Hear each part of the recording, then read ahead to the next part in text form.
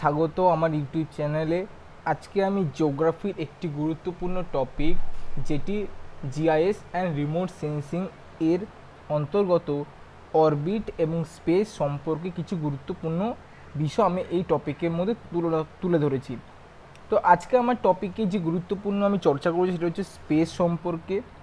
Space space কী এবং space এর সীমা কী, বায়ুমণ্ডল এবং যে স্পেস তার মধ্যে সীমারেখা কোনটি এবং তাকে আমি কীভাবে আলাদা করতে পারবো, এবং অরবিট সম্পর্কে কিন্তু এবং অরবিট এবং বিভিন্ন প্রকার অরবিটের শ্রেণীভাগ কিন্তু আমি এই ভিডিওর মাধ্যমে আমি দেখিয়েছি। তো ভিডিওটি পুরো শেষ পর্যন্ত দেখবেন এবং এই ভিডিওগুলো যদি আপনার পছন্দ হয়ে থাকে তাহলে আপনি এই ভিডিওগুলো আপনার যে বন্ধু থাকবে তাদেরকে আপনি শেয়ার করবেন, এবং আমার যে আমি ভিডিওগুলো আগে এই ইউটিউব চ্যানেলে আমি দিয়েছি সেগুলো আপনারা কিন্তু প্রত্যেকে কিন্তু দেখবেন। তো আজকে আমি স্পেস সম্পর্কে বলবো। তো স্পেস কি? স্পেস হলো সেই অঞ্চল বা সেই the region the earth atmosphere, অর্থাৎ যা আমাদের যে পৃথিবীর চারিদিকে যে জলীয় বাষ্প, গ্যাস এবং ধূলিকণা নিয়ে গঠিত সেটি হচ্ছে বায়ুমণ্ডল। এই বায়ুমণ্ডলের যদি আমরা একদম উচ্চ সীমা দেখি তাহলে বায়ুমণ্ডলের যে একদম শেষ সীমা সে কিন্তু 10,000 কিলোমিটার পর্যন্ত আমাদের বায়ুমণ্ডল। কিন্তু এখানে বলেছে স্পেস, তাহলে বায়ুমণ্ডল আর স্পেস, অ্যাটমসফিয়ার এবং স্পেসের মধ্যে ডিফারেন্ট কি যদি আমরা দেখি তাহলে এটা হচ্ছে পৃথিবী, এবং পৃথিবীর চারিদিকে বায়ুমণ্ডল। বায়ুমণ্ডলে পৃথিবী পৃষ্ঠ থেকে যে 1000 কিলোমিটার, এটা আমি পরবর্তীকালে ভালো করে বোঝাচ্ছি, আগে আপনারা বুঝে নিন।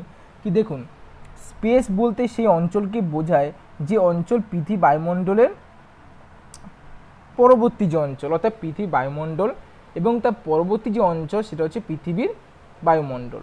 এর পরবর্তী সেই অঞ্চলকে বলা হয় বায়ুমণ্ডল। পরবর্তীতে আমরা দেখে নেব পরবর্তী কি আছে, যে এটা কিন্তু গুরুত্বপূর্ণ একটি অংশ। এটা কিন্তু চাকরির পরীক্ষা কিন্তু বারবার এসে থাকে বা যে কোনো ইউনিভার্সিটিতে, যে কারম্যান লাইন কি। কারম্যান লাইন কি যদি আমরা দেখি তাহলে অ্যাটমসফিয়ার এবং স্পেস এই দুটোকে যে আলাদা করে যে লাইন বা যে রেখা তাকে কিন্তু কারম্যান লাইন বলে।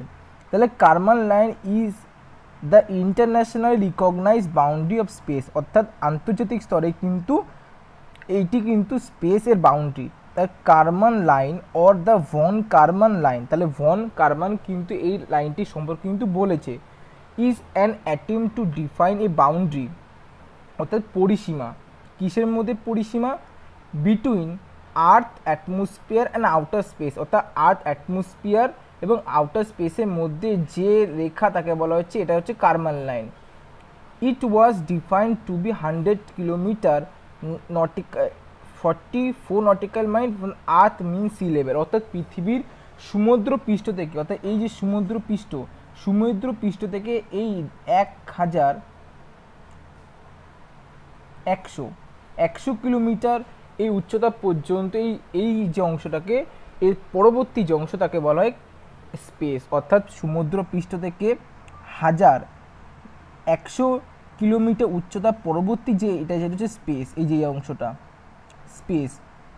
আর এর নিচে হচ্ছে 1000 কিলোমিটার নিচে হচ্ছে আমার অ্যাটমসফিয়ার, এবং 1000 কিলোমিটার ওপরে হচ্ছে 100 কিলোমিটার ওপরে হচ্ছে আমার স্পেস, এবং 100 কিলোমিটার নিচে হচ্ছে আমার অ্যাটমসফিয়ার। এর পরবর্তীতে আমরা দেখে নেব এবার হচ্ছে অরবিট কী জিনিস। আমরা প্রত্যেকেই শুনেছি অরবিট। তাহলে অরবিট কি? অরবিট ইজ এ পাথ, একটি রেখা বা একটি রাস্তা। সে কী রাস্তা? It the way something goes around an object in space, অর্থাৎ স্পেসে কোনো একটি অবজেক্ট, সেই অবজেক্টের চারিধারে কোনো যদি একটি অন্য বস্তু সেই অবজেক্ট বা সেই বস্তুর চারিদিকে ঘোরে তাকে বলা হয় সেই বস্তুটির অবজেক্ট, সেই বস্তুটি অরবিট। অরবিট কি? অরবিট হলো একটি রাস্তা, সে রাস্তা দিয়ে কোনো কিছু কিন্তু মুভ করে অন্য একটি বস্তুর চারিদিকে। তাহলে কি? দ্য মুন, চাঁদ, goes in orbital around the earth, অর্থাৎ আর্থে যদি আমরা পৃথিবী দেখি তাহলে এটা কিন্তু পৃথিবী, এবং পৃথিবীর চারিদিকে কিন্তু চাঁদ কিন্তু এবার প্রদক্ষিণ করছে। অর্থাৎ এই যে রাস্তায় প্রদক্ষিণ করছে বা পথে, সেটা হচ্ছে আর্থের মুন এর orbit. You are in orbit right now, that because earth is following orbit in the all way around the sun. অর্থাৎ পৃথিবী কিন্তু সূর্যের চারিদিকে কিন্তু ঘুরছে, সেও কিন্তু নির্দিষ্ট অরবিটে ঘুরছে। The international space station orbit earth, তাহলে ইন্টারন্যাশনাল যে স্পেস স্টেশনগুলো আমরা দেখি সেগুলো কিন্তু আর্থের চারিদিকে কিন্তু ঘোরে। তাহলে all object in orbit is a call as satellite. অর্থাৎ যে অবজেক্টগুলো সেই অরবিটে ঘোরে সেইগুলোকে বলা হয় স্যাটেলাইট। তাহলে পৃথিবী স্যাটেলাইট হচ্ছে চাঁদ, পৃথিবী আবার সূর্যের স্যাটেলাইট। তাহলে সূর্যের স্যাটেলাইট কি পৃথিবী এবং 8টি গ্রহ, এবং পৃথিবী স্যাটেলাইট কিন্তু চাঁদ, সেগুলো হচ্ছে ন্যাচারাল বা প্রাকৃতিক উপগ্রহ। আবার কিন্তু কিছু মানব দ্বারা তৈরি কিন্তু উপগ্রহ আছে আবার। তাহলে এই satellite can be natural like moon, it was been manmade, কিছু manmade like the space station. Earth is a natural satellite of sun, তাহলে আর্থ কিন্তু ন্যাচারাল স্যাটেলাইট অফ সান। তাহলে এগুলো আমরা দেখে নেব, planet, asteroid, other object orbit the sun, পৃথিবীর চারিদিকে কিন্তু সূর্যের চারিদিকে ঘুরছে বিভিন্ন planet. Many planet also have moon, এবং কিছু কিছু প্ল্যানেটে কিন্তু চাঁদ আছে বা মুন আছে। আমাকে কমেন্ট সেকশানে আপনারা বলুন যে কোন কোন প্ল্যানেটের মুন আছে। The moons go in orbit around the planet, এবং পুনরায় কিন্তু এই চাঁদগুলো বা মুনগুলো কিন্তু পুনরায় কিন্তু এই গ্রহগুলো চারিদিকে কিন্তু ঘুরপাক খাচ্ছে। পরবর্তী দেখে নেব। তো যদি আমরা দেখি তাহলে এইটা যদি পৃথিবী হয়, এটা পৃথিবী হয় এবং পৃথিবীর চারিদিকে কিন্তু চাঁদ কিন্তু এভাবে কিন্তু প্রদক্ষিণ করছে এইভাবে। তাহলে এই রাস্তাটা হচ্ছে চাঁদের কিন্তু অরবিট, এবং পৃথিবীর স্যাটেলাইট হচ্ছে চাঁদ। তাহলে আমরা দেখে নেব।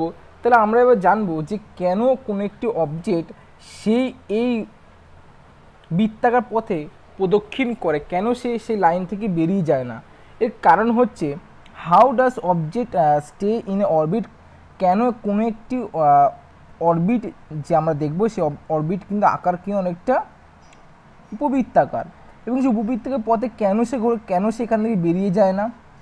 এটা যদি আমরা দেখি তাহলে আমরা দেখব যে a moving body will continue moving unless something pushes or pull on it. অর্থাৎ আমরা জানি যে নিউটনের যে ফার্স্ট ল বা নিউটনের প্রথম সূত্র যে আমরা জানি, পৃথিবীর কোনো একটি বস্তু সে স্থির অবস্থায় চিরকাল স্থির থাকবে এবং চলন অবস্থায় সর্বদা কিন্তু সোজা পথে চলবে। ততক্ষণ না পর্যন্ত সোজা পথে চলবে, ততক্ষণ পর্যন্ত না বাইরে থেকে কোনো শক্তি কাজ করছে। অর্থাৎ আমি যদি একটি বল ছুঁড়ি তাহলে সে সোজা যাবে, তার উপর যদি বাইরে কোনো শক্তি না কাজ করে ততক্ষণ পর্যন্ত সোজা যাবে। যেই সে বাইরের উপরে শক্তি কাজ করবে সে কিন্তু তার পথ কিন্তু এভাবে ঘুরে যাবে। ঠিক এভাবে পৃথিবীর কিন্তু মাধ্যাকর্ষণ শক্তির প্রভাবে কিন্তু যে চাঁদ সেটা কিন্তু মাধ্যাকর্ষণ শক্তির কারণে কিন্তু সেটা কিন্তু একটি বাহির শক্তি, সেই বাহির শক্তির কারণে কিন্তু চাঁদ কিন্তু সেই অরবিটে কিন্তু পৃথিবীর চারিদিকে ঘুরছে। Without gravity a satellite would fly into space with gravity. A satellite is continuously pulled back toward the earth. অর্থাৎ এভাবে কিন্তু ক্রমশ কিন্তু গ্র্যাভিটির কারণে বা মাধ্যাকর্ষণ শক্তির কারণে কিন্তু কোনো অবজেক্ট কিন্তু সেই স্ট্রেট লাইনে না ঘুরে সেটা কিন্তু এভাবে বেরিয়ে যেতে পারতো। এটা কিন্তু এভাবে বেরিয়ে যেতে পারতো, না বেরিয়ে এভাবে কিন্তু কার্ভ পাতে এবার কিন্তু চারিদিকে কিন্তু প্রদক্ষিণ করছে। এটা কিন্তু মনে রাখতে হবে। পরবর্তী দেখে নেব আমরা যে ক্লাসিফিকেশানটা কি, অর্থাৎ যে আমাদের অরবিটে ক্লাসিফিকেশানটা কি। তো আমরা যদি দেখি তাহলে সেন্ট্রিক ক্লাসিফিকেশান সবার প্রথমে 1 নম্বর হচ্ছে সেন্ট্রিক ক্লাসিফিকেশান। সেন্ট্রিক ক্লাসিফিকেশান কি? সবার প্রথমে হচ্ছে গ্যালিওসেন্ট্রিক অরবিট, হেলিওসেন্ট্রিক অরবিট আর জিওসেন্ট্রিক অরবিট। তাহলে গ্যালিওসেন্ট্রিক অরবিট কি? An orbit about the centre of galaxy. আমরা গ্যালাক্সি সম্পর্কে জানি, এবং গ্যালাক্সি যেখানে about the centre of galaxy, the sun follow the type of orbit about the galaxy centre of the Milky Way. অর্থাৎ Milky Way কিন্তু একটি Galaxy, সেই Galaxy সেন্টারে কি থাকে গ্যালাক্সি, এবং গ্যালাক্সির চারিদিকে যেগুলো প্রদক্ষিণ করছে তাকে বলা হচ্ছে গ্যালিওসেন্ট্রিক। যেমন আমাদের কিন্তু সান কিন্তু এই মিল্কি ওয়ে গ্যালাক্সি কিন্তু প্রদক্ষিণ করছে। এরপর হচ্ছে হ্যালিওসেন্ট্রিক গ্যালাক্সি। হ্যালিওসেন্ট্রিক অরবিট কি? হ্যালিওসেন্ট্রিক অরবিট হচ্ছে যে যদি আমরা দেখি orbit around the San in the solar system all planet asteroid are in orbit আর many artificial satellite are placed in space debris। তাহলে কি সূর্যের চারিদিকে যে সমস্ত গ্রহ উপগ্রহ বা অ্যাস্টেরয়েড ধূমকেতু বা মানবকৃত স্যাটেলাইট বা উপগ্রহ সেই সমস্ত কিন্তু পৃথিবী সূর্যের চারিদিকে যদি ঘোরে থাকে আমরা কি বলবো? হ্যালিওসেন্ট্রিক অরবিট। আর জিওসেন্ট্রিক অরবিট কি? জিওসেন্ট্রিক অরবিট পৃথিবীর চারিদিকে যে সমস্ত কিছু প্রদক্ষিণ করছে গ্রহ উপগ্রহ এই সমস্ত কিছু কিন্তু হচ্ছে আমার জিওসেন্ট্রিক অরবিট। তাহলে বুঝতে পারছি জিওসেন্ট্রিক অরবিট কি? পরবর্তী দেখে নেব। তো এটা কি আমার, এটা দেখো না হ্যালিওসেন্ট্রিক অরবিট। এখানে আছে আমার সূর্য আছে, এই যে সূর্য এবং সূর্য চারিদিকে কিন্তু এভাবে কিন্তু প্রদক্ষিণ করছে এভাবে বিভিন্ন গ্রহগুলো। তা আমরা এগুলো কী বলে? হ্যালিওসেন্ট্রিক অরবিট। এবং এটা সেম এখানে সূর্য আছে এবং চারিদিকে কিন্তু বিভিন্ন উপগ্রহগুলো কিন্তু প্রদক্ষিণ করছে, এগুলো আমরা কী বলে? হ্যালিওসেন্ট্রিক। এবং ঠিক সেমনভাবে যদি আমি দেখি তাহলে পৃথিবী এবং যদি আমি পৃথিবী ধরি এবং পৃথিবীর চারিদিকে কিন্তু হচ্ছে চাঁদ এবং বিভিন্ন আর্টিফিশিয়াল স্যাটেলাইট কিন্তু প্রদক্ষিণ করছে, একে বলে জিওসেন্ট্রিক। এবং আরেকটা হচ্ছে উচ্চতা অনুসারে, অর্থাৎ সমুদ্র পৃষ্ঠ থেকে কতটা উচ্চতায় সে অরবিটটা অবস্থান করছে। যদি আমরা দেখি তাহলে প্রথম হচ্ছে লো আর্থ অরবিট, অর্থাৎ এটা কিন্তু এগুলো পৃথিবীর কিন্তু ঠিক আছে জিওসেন্ট্রিকের মধ্যেই classification geocentric অরবিটে।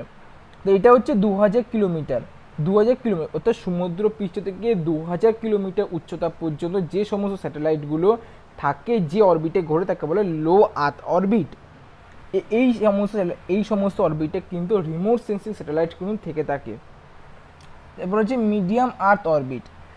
Geocentric orbit ranging in altitude 2000 kilometre to just below geosynchronous orbit 35,786, অর্থাৎ 2000 থেকে 35,786 কিলোমিটার পর্যন্ত একে বলা হয় মিডিয়াম আর্থ অরবিট। এটাকে কিন্তু অনেক সময় ইন্টারমিডিয়েট সার্কুলার অরবিটও কিন্তু বলা হয়। This are use for global navigation system বা GNSS, global navigation satellite system, space aircraft such as GPS, এগুলো কিন্তু এখানে ব্যবহার করা হয়। GPS satellite orbit in this region. তাহলে এটা কিন্তু মনে রাখতে হবে যে GPS গ্লোবাল পজিশনিং সিস্টেম এই কিন্তু মিডিয়াম আর্থ অরবিটের মধ্যে কিন্তু দেখতে পাওয়া যায় থাকে এবং GNSS কিন্তু মিডিয়াম অরবিটে কিন্তু থাকে। এর পরবর্তী আমি দেখে নেব তাহলে এটা হচ্ছে পৃথিবী। তাহলে পৃথিবী এটা হচ্ছে তোমার আমি যেটা বললাম এটা আমি বলবো পরে যে এটা হচ্ছে জিওসিনক্রোনাস স্যাটেলাইট, এটা 36,000 কিলোমিটার বা সবচেয়ে বেশি। এটা হচ্ছে মিডিয়াম আর্থ অরবিট, এটা হচ্ছে লো আর্থ অরবিট। পরবর্তী দেখে নেব। এবার হচ্ছে অল্টিটিউড অনুসারে যে 3 নম্বর হচ্ছে জিওসিনক্রোনাস অরবিট বা GSO এবং geostationary orbit. Geostationary orbit কিন্তু এই অরবিট আমরা আগেবার পড়েছিলাম কি 35,786 পর্যন্ত, 2000 থেকে 35,786 কিলোমিটার পর্যন্ত। আর এই ধরনের অরবিট কিন্তু 35,786 কিলোমিটার পরবর্তী, অর্থাৎ কি অ্যারাউন্ড আর্থ স্পিরিয়ড রোটেশনাল পিরিয়ড জিওসিনক্রোনাস স্যাটেলাইট।